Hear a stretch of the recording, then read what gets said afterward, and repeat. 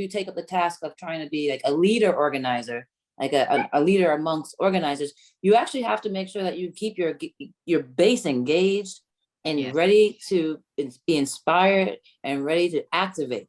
And you don't do that by telling someone they're about to win it all when it's not even like in the cards. And so what Shanita is saying is the important part of understanding that, you know, the overall goal might be a 10-year plan. When you're breaking it down of all the things that need to happen to be able to get to that 10-year plan. So, you know, for example, for cannabis to become regulated in adult use, you know, we had it first. We couldn't jump right to adult use regulation. They had to do that medical in there first. And they couldn't get right to medical.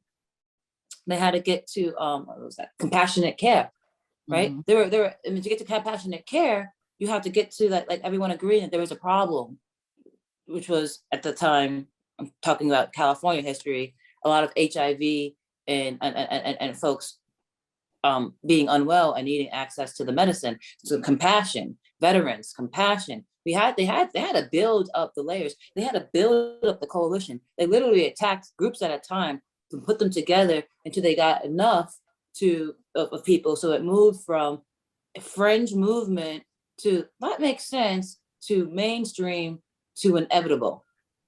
And that's a timeline in movements and campaigns outside of cannabis can take longer than, well, it will always take longer than one legislative cycle. And usually it's going to be around the decade mark to move something from fringe to mainstream.